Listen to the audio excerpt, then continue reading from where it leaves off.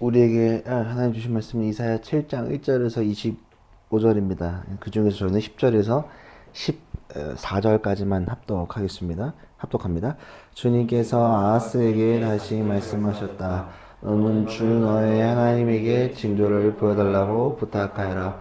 저 깊은 곳 수월에 있는 것이든 저 위 높은 곳에 있는 것이든 무엇이든지 보여달라고 하여라. 아하스가 대답하였다. 아닙니다. 저는 징조를 구하지도 않고 주님을 시험하지도 않겠습니다. 그때 이사야가 말하였다.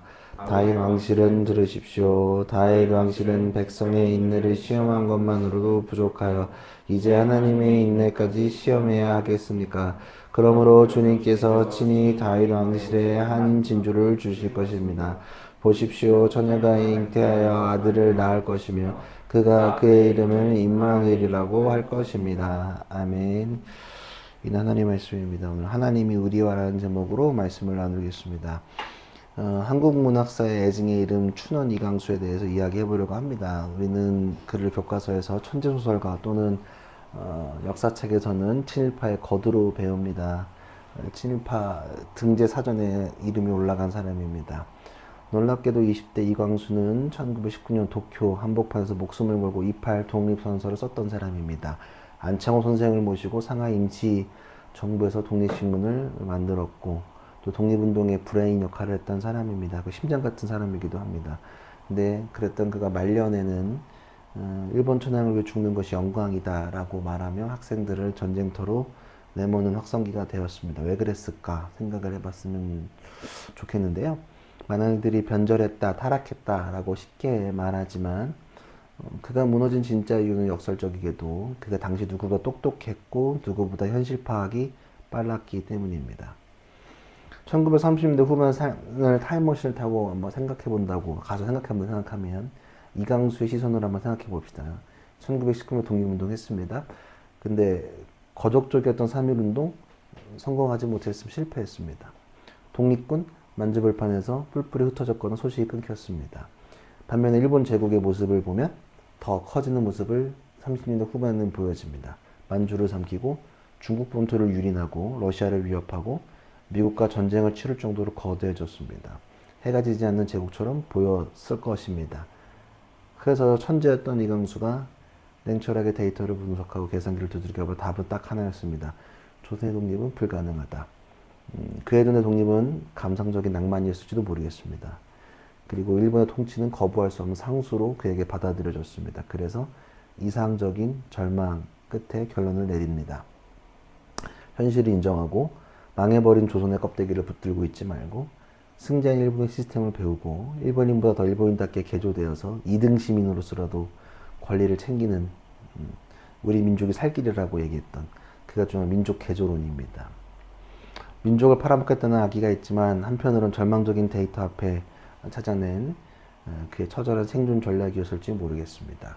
너무 머리가 똑똑해서 그랬을 것 같다는 생각을 해봅니다. 논리적으로 완벽해 보입니다. 어쩌면 합리적이고 또 그 데이터가 지표하는 것들이 거기에 맞을 수 있습니다. 근데 아쉽게도 거기에는 치명적인 오류가 있습니다. 버그가 발생했습니다. 왜냐하면 그 데이터 안에는 하나님의 시간과 역사의 반전이라는 변수가 빠져 있었기 때문입니다.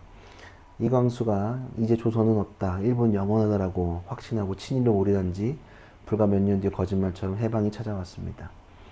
그가 똑똑했던 머리로 3년, 5년 앞을 내다보지 못해서 영원한 역사의 죄인이 되고 말았습니다. 차라리 조금 덜 똑똑했더라면, 차라리 좀 계산이 좀 느려서 미련하게 버텼었더라면 이렇게 이 설교 시간에 매국노라고 거론되지는 않았을 것입니다. 오늘 함께 읽을 이사 7장에도 이광수와 똑같은 딜레마에 빠진 한 남자가 등장합니다. 우리가 읽지는 않았지만 1절부터 그 중 처음으로 소개되는 아하스 왕입니다. 유다의 왕. 지금 오늘은 이사야가 아하스 왕을 가지고 얘기를 합니다. 그도 왕이었기 때문에 나라를 지켜야 했고 그래서 계산기를 두드렸습니다. 아하스 왕도. 지금 오늘 성경에 배경이 조금 있습니다. 오늘 본문 배경을 좀 설명해 드립니다. 당시 아하스 왕, 남유다의 왕이 지금 아하스입니다. 아하스가 왕을 할 때 남유다의 신세를 좀 보면 샌드위치 같은 상황이었습니다. 고대 근동의 국제 정세는 아수르라는 거대한 신흥제국이 모든 판을 집어삼키고 있던 시대였습니다. 단순한 나라가 아니라 잔혹하기로 소문난 나라입니다. 군사적으로는 굉장히 혹독한 모습을 띠고 있던, 동쪽에서부터 서쪽으로 쓰나미처럼 밀고 들어오고 있던 상황이었습니다. 그리고 요때 유다 바로 위에 붙어 있던 두 나라, 북이스라엘 그리고 아람 시리아가 겁을 먹습니다. 거기 위에 있어 내려오기 시작하니까. 그래서 이 두 나라는 연합해서 아수르를 막아보자라고 반아수르 동맹을 맺습니다. 근데 북이스라엘과 시리아가 자기네 힘만으로는 부족하니까 남유다한테 이제 연합하자라고 얘기를 합니다. 사실은 연합해 들어 싸우자라고 얘기하지만 사실상 협박에 가까운 일을 합니다.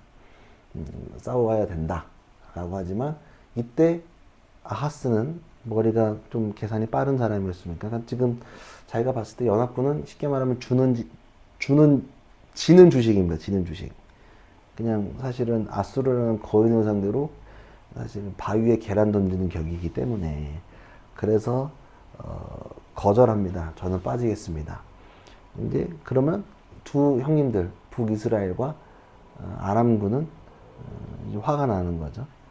그래서 이때 나오는 게 아람 에브라임 전쟁입니다. 그러니까 말 안 들으니까 너 이제 차라리 이 시선을 저기로 아수르라고 가야 돼. 아수르로 돌려야 되는데 말 안 듣는 남유다한테 꽂히는 상황입니다.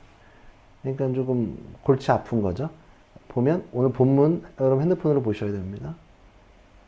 1, 2절입니다.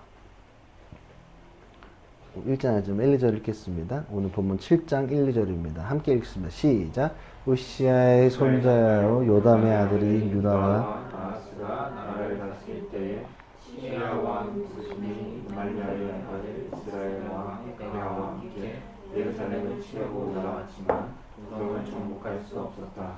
시리아 군대가 에브라임에 주둔하고 있다는 말이 다윗 왕실에 전해지자 왕의 마음과 백성의 마음이 마치 거센 바람 앞에서 요동하는 숯불처럼 흔들렸다.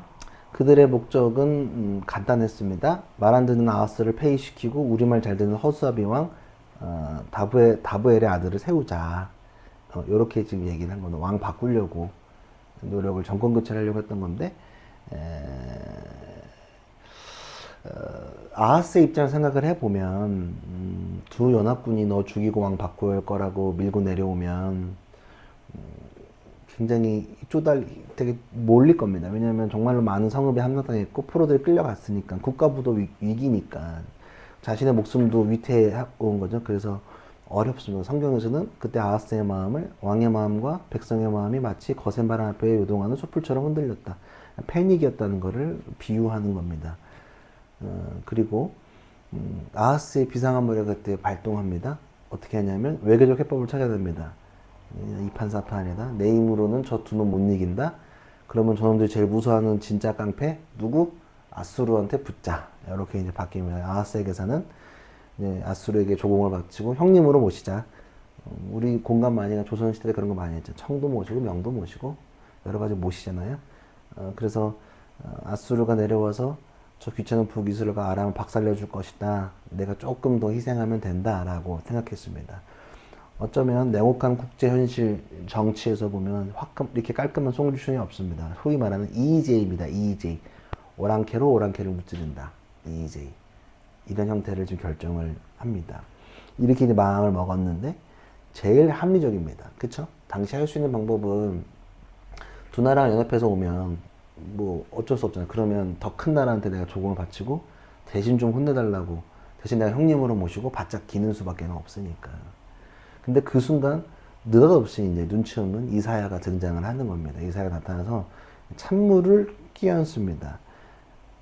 이제 7장 3절에서 9절 내용인데 다 읽진 않겠습니다. 제가 그냥 아주 간단하게 하면 1장 3절 9절에 뭐라고 하는 거냐면 이사야가 와서 왕이여 두려워하지 마십시오. 아수르를 부르지 마십시오. 저 두 나라는 타담한 부직갱일 뿐입니다. 그냥 가만히 하나님을 믿고 기다리십시오 라고 합니다. 지금 상상을 해보면 아수르는 당장 내 목에 칼이 들어와 있는데 이사야가 와가지고 아수르랑 연합하지 마라. 저 두 나라는 그냥 끝날 거니까 냅둬. 괜찮다라고. 그래, 하나님을 믿고 기다려라. 라고 얘기하는 겁니다. 그러니까 사실은 정치가 이들 입장에서 종교 지도자들이 말하는 게 몽상가처럼 들릴 수도 있습니다. 국가를 망치는 몽상가처럼 들릴 수도, 믿음의 문제가 아니라 몽상가처럼 느껴질 것 같습니다. 그래서 아하스는 아주 정중하게 그러나 하나님의 대안을 거절하는 모습을 보여요. 약해서가 아니라 너무 다급했고 현실적이었기 때문에 하나님을 버렸던 것입니다. 우리는 아하스처럼 생각하거나 선택하지 않을까? 질문을 던져보면 어떨까요? 아하스처럼 생각할 수 있다고 저는 생각합니다. 왜냐하면 돈이 빨아들이는 모든 이슈에서 살아남아야 되고 또 돈이 없으면 안 될 것 같은 것, 숨만 쉬어도 돈이 나가는데 우리는 믿음을 이야기할 수 있을까? 어쩌면 우리가 믿음을 얘기하고 하나님 나라를 얘기하는 게 몽상가들이 얘기하는 것처럼 느껴질 수도 있습니다. 숲이 바람에 흔들리듯 전쟁 소식과 경제적 불안, 기후위기는 우리를 언제든지 흔들리게 만듭니다. 교회에 나오고 예배를 드리고 있지만 정령 예배가 우리를 지키고 있을까 질문을 던져보면 여러분들은 그렇다라고 분명하게 말할 수 있을까? 그런 사람이 얼마나 있을까 질문을 던져보면 뭐 아마 여러분 제가 묻진 않겠습니다. 대놓고 쉽지는 않습니다. 그래서 오늘 아하스의 모습을 보면 인간의 나약한 모습의 절정이고 우리의 자아상으로 보였습니다. 작은 교회를 다니고 있는 우리, 지금 우리의 상황에서는 당연히 하나님과 예배를 선택하기 때문에 이 자리에 나와서 예배를 드린다라고 당당하게 말하겠지만 어떨까? 목회자들의 확달붙는 질문에 여러분들은 대답을 할 겁니다. 우리끼리 나눔하더라도. 제가 여러분들 물어보면 여러분들 부정적인 말은 잘 안 해요. 그쵸? 근데 믿음을 이야기하더라도 여러분들 속은 어떤 마음을 가진지 모르겠습니다. 솔직히 제 퀘스천입니다. 여러분들이 일주일을 잘 모르고 제 속을 정확히 알 수 없기 때문에 그렇습니다. 내가 믿음으로 해야지, 예배 드리면서 나아가야지, 하나님 붙잡아야지 라고 말하지만 여러분들 알겠다고 하고 아멘이라고 말하고 하지만 과연 그럴까? 제가 수많은 집회에 가면서 집회하고 결단도 하고 기도도 하고 체험도 하는 애들이 후에 이제 전사들이나 목사들한테 피드백을 받아보면 거기 살아가는 애들이 몇 명 없으니까 그게 진짜였나 가짜였나 질문이 생긴단 말입니다. 오늘 아하스도 그랬습니다. 본문 10절에서 12절입니다. 이거 다시 한번 읽어보겠습니다. 10절에서 12절입니다. 시작. 주님께서 아하스에게 다시 말씀하셨습니다. 너는 주의 하나님에게 징조를 보여달라고 부탁하여라. 저 깊은 곳 수월에 있는 것이든 저 위 높은 곳에 있는 것이든 무엇이든지 보여달라고 하여라. 아하스가 대답하였다. 아닙니다. 저는 징조를 구하지도 않고 주님을 시험하지도 않겠습니다. 이사야는 하나님께 징조를 구하라고 얘기했나? 아하스는 징조를 그냥 구해. 근데 그의 질문에 아하스는 아닙니다. 저는 징조를 구하지도 않고 주님을 시험하지 않겠습니다. 라고 얘기했습니다. 근데 이거는 거짓말입니다. 위선입니다. 징조를 구하지도 않고 주님을 시험하지도 않겠습니다. 라고 얘기했지만 그건 거짓말입니다. 위선입니다. 왜? 이미 아수르 왕에게 사실을 조공을 바치기로 결정을 했기 때문에. 이거는 사실 거짓말 한 겁니다. 그냥 경건한 언어로 포장하는 하나님을 신뢰하겠습니다 라고 말하지만 하지 않았습니다. 여러분들 어떠세요? 그런 모습 없습니까? 목사나 믿음 있는 사람들이 이렇게 해야지 믿음 가운데 한번 해보자 결단해보면 여러분들 대답은 하겠지만 진짜 마음에는 그냥 목사님이 하시니까 믿음이 그러라고 하니까 그냥 성경책에 써있다고 하니까 그 정도로 생각할 수도 있겠습니다. 저뿐만 아니라 뭐 다른 목사 상관없습니다. 얘기할 때나 공동체 식구들과 얘기할 때나 다를지 모르겠습니다. 아멘, 믿는다, 예배로 살아가자, 주일 지키며 살아가자 라고 말하지만 우리는 입으로만 고백하고 있을지도 모르겠습니다.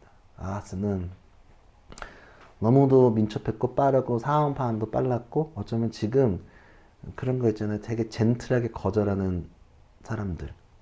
하지만 그 젠틀의 거절에는 안에는 다르다는 걸 돌려 말하는 거잖아요.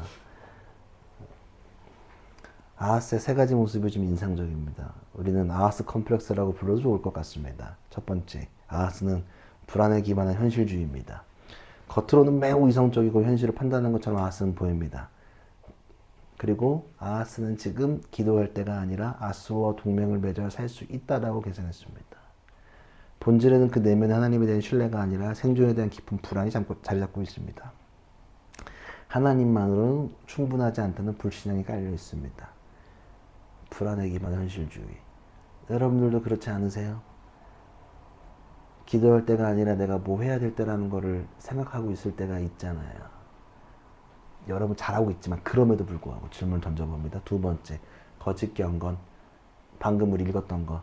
하나님을 시험하지 않겠습니다. 거짓말했죠? 두 번째, 힘의 숭배. 보이지 않는 하나님보다 눈에 보이는 거대한 힘, 아수르 제국을 더 의지했습니다. 그리고 본질은 하나님의 성전에서 기구를 뜯어내어서 아수르에게 바치고 이제 다메섹의 우상이 예루살렘에 들어옵니다. 두려움을 해결하기 위해 더 큰 힘에 굴복하는 자발적 노예가 되는 모습을 보입니다.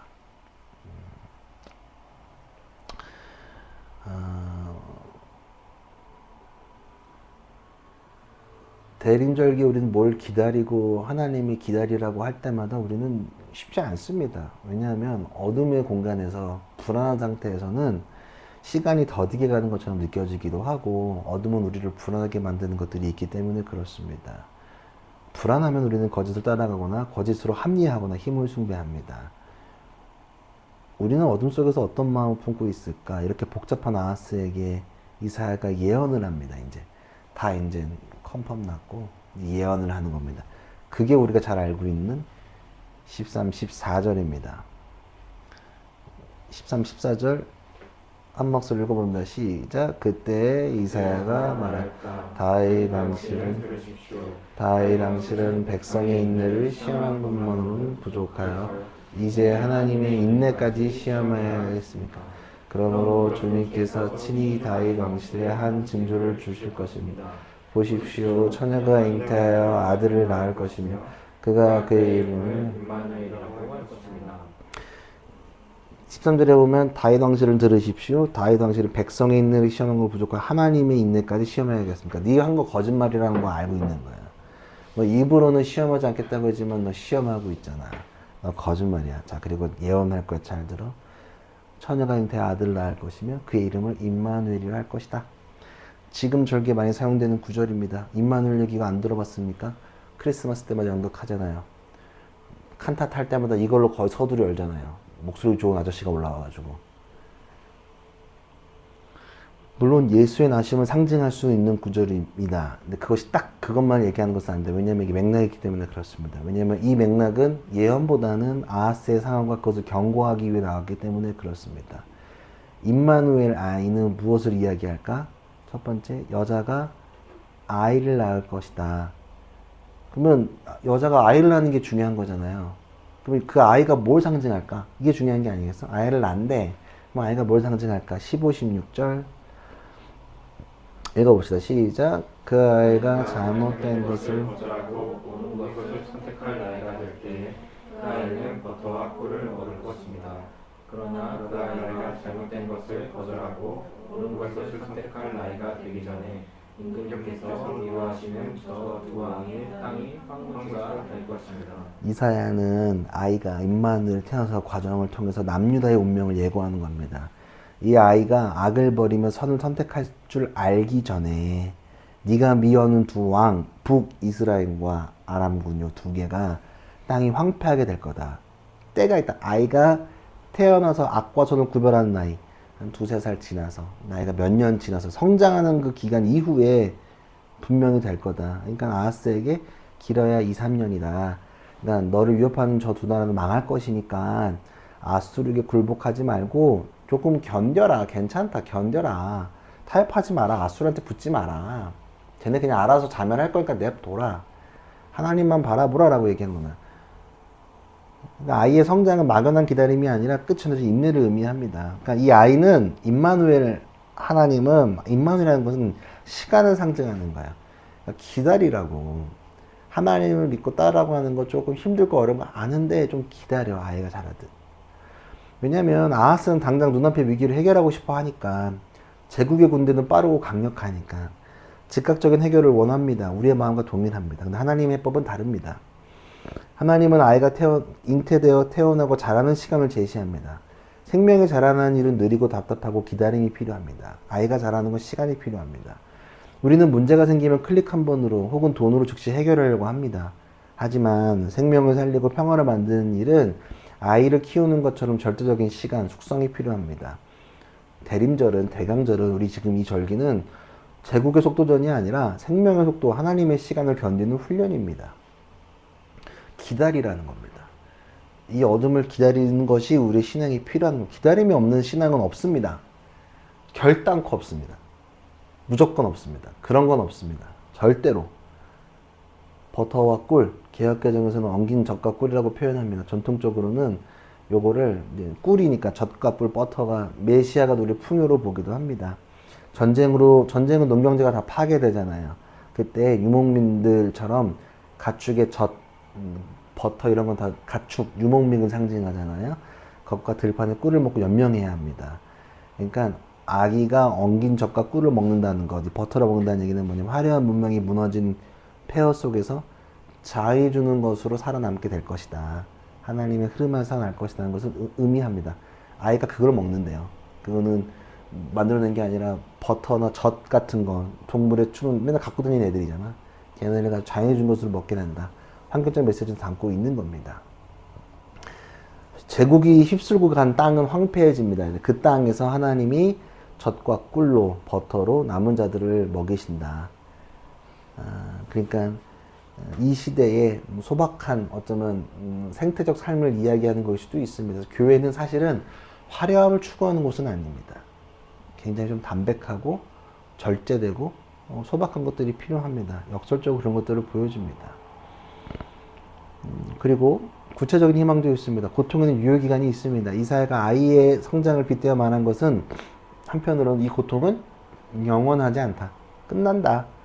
아이가 자라는 것을 막을 수가 없습니다. 그렇잖아요. 아이 자라는 거 보신 적 우리 다 없잖아요. 제가 조카 크는 거 보니까 못 막아요. 못 막아. 우리 찬이 이제 4학년 되잖아요. 놀랍습니다. 그럼 찬이 3등신 시절이 지금도 그립습니다. 밤마다 생각납니다. 찬이 3등신 시절. 근데 잘하는 걸 못 막아요. 애기 크는 거 지금. 이러면 얼렁뚱땅 중학교 간단 말이야, 찬이? 그러니까 무슨 말이냐면 아이가 잘하는 걸 막을 수 없듯이 악한 세력의 멸망도 필연적이라는 겁니다. 예. 그러니까 우리가 지금 전쟁이나 기후위기나 여러 가지를 겪고 힘들지만 우리 시대에 임마누엘이 자라나는 동안 악의 구조는 반드시 무너진다는 사실입니다. 그리고 왜 아이를 통해 우리와 함께 하신다고 이야기하실까? 임마누엘의 뜻은 하나님이 우리와 함께 하신다는 겁니다. 하나님은 제국의 군대를 우리에게 징조로 보여준 적이 없습니다. 대신 한 젊은 여자가 잉태하여 아들을 낳을 것이라는 생명의 징조를 줬습니다. 전쟁의 소문이 가득한 때에 아이가 태어나는 것은 무엇을 의미할까? 내일 지구가 망할 것 같더라도 사과나무로 심는 것과 같은 정말 급진적으로 생각하는 희망입니다. 하나님의 구원 방식은 압도적인 힘이 아니라 함께 아파하고 견디는 생명력입니다. 힘이 아니라 함께함입니다. 그래서 마태복음 1장 23절에 보면 똑같은 거 인용합니다. 보라, 처녀가 잉태하여 아들을 낳을 것이요 그의 이름을 임마누엘 하리라 하였으니 이를 번역한즉 하나님이 우리와 함께 계시다 함이라. 마태는 이 말씀을 예수 그리스도에게 적용을 똑같이 했습니다. 그리고 마태는 로마의 평화, 팍스 로마나가 아닌 가난하고 억누린 자와 함께 하시는 위더스 하나님으로 오신 그 예수를 얘기했습니다. 오늘날 임마누엘은 고통받는 이웃, 소수자, 난민들, 파괴된 자연 속에 하나님 함께 계심을 믿고 그들과 연대하는 것입니다. 그 기다림은 그런 것. 하나님은 강한 힘으로 우리에게 오시는 거 아니라 나약하고 힘들고 약한 처녀가 잉태해서 아들을 낳았다니. 사실 잘 생각해보면 처녀가 잉태해서 아들을 낳으면 문제 있는 거 아니야? 사회적 통념으로 보면 모든 게 뒤죽박죽이에요. 약한 그 상징들만 사용하는 겁니다. 나치 정권에 저항하다가 순교한 신학자 뒤트리 보네퍼는 대강절의 의미를 이렇게 꿰뚫었습니다. 하나님은 우리가 원하는 때에 우리가 원하는 영광스러운 모습으로 오시지 않습니다. 그분은 우리가 가장 멸망하고 싶은 곳, 가장 비참한 마국간으로 가장 낮은 모습으로 오십니다. 아하스 왕은 화려한 아수르 군대를 보냈지만 하나님은 비천한 아기를 보내셨습니다. 보네퍼의 말처럼 우리가 원하는 구원과 하나님 주시는 구원의 모습은 이렇게나 다른 모습을 가지고 있습니다. 저는 아하스 왕이나 이광수의 모습을 격렬하게 비난하지는 못하겠습니다. 왜냐하면 그들의 모습을 보면서 저를 비춰봤을 때 너무나 부끄럽기 때문에 그렇습니다. 저도 민첩하고 빠른 편이라 어쩌면 오늘 본문의 모습과 같은 모습을 보이는 걸 아닐까 생각하게 됩니다. 하고 또 질문을 던져보면 사실 답이 잘 안 나옵니다. 이 사연은 왜 하필 아기를 징조로 얘기했을까? 아하스 왕은 적군을 쓰러뜨려버릴 번개 같은 일을 힘을 원했을지도 모르겠습니다. 하나님은 힘을 주시는 게 아니라 임신한 여인과 태어날 아기 그리고 그 아이가 자라날 시간을 주셨습니다. 그래서 하나님의 시간표입니다. 아기가 옹알이를 하고 좋은 것과 나쁜 것을 구별할 만큼이라는 그 짧은 몇 년의 시간 하나님 말씀하십니다. 그 시간을 견뎌라. 그 시간이 지나면 너를 두렵게 하는 저 공포들은 사라질 것이다. 임마누엘은 마술봉이 아닙니다. 임마누엘 하나님이 함께 하신다는 것은 마술봉이 아닙니다. 견디는 힘입니다. 하나님이 함께 하신다. 임마누엘. 여러분들과 임마누엘 하나님은 힘으로 역사하시는 게 아니라 함께 견디는 힘입니다. 생명이 자라는 그 더딘 시간 하나님과 함께 버티는 것, 그것이 구원입니다. 예수님이 이 땅에 오신 이유도 같습니다. 세상은 로마 군대처럼 빠르게 뒤집히지 않았습니다. 하지만 아기 예수가 자라나 십자가를 질 때까지 하나님의 구원은 멈추지 않고 자라났습니다. 그 시간마저도 긴 시간이 필요했습니다. 그러니까 우리 앞에 놓여진 너무 커 보인 상황에 포기하거나 타협하지 맙시다. 돈을 쫓아가지 말고 돈이 우리를 따라오게끔 하나님을 봤으면 좋겠습니다. 하나님이 함께 하신 그 자체를 봤으면 좋겠습니다. 그러면 명예도 따라오고 능력도 따라올 것입니다. 하나님을 따라갈 때만입니다. 하나님과 함께 함으로 따라갈 때 그것들이 따라오는 거지 돈을 쫓아가지 않았으면 좋겠습니다. 명예를 쫓아가지 않았으면 좋겠고 능력이 아니라 하나님과 함께 하시는 그 임마누엘이 중요하다는 사실을 잘 기억했으면 좋겠습니다. 임마누엘 하나님이라면 우리는 전 세계를 누빌 수 있고 우주를 품을 수 있고 하나님의 뜻을 품을 수 있습니다. 지금 우리는 견디고 기다려야 할 때인 것 같습니다. 견디고 또 견디고 하나님의 뜻을 봐야 합니다. 아기가 태어나고 자라는 그 시간을, 그 때를 말입니다.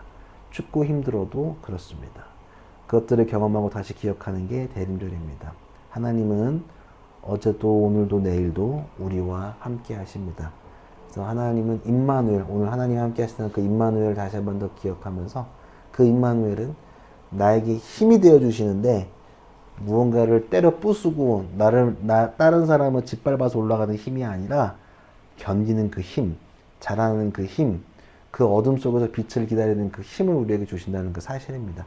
그러니까 여러분들이 끝으로 몰려도 걱정할 것이 없다는 사실입니다. 하나님이 함께 하시니 말입니다. 하나님과 함께함으로 또 꿈을 꾸며 나아가는 저와 여러분 모두가 되기를 간절히 소망합니다. 함께 기도하면서 주께 나아갑시다.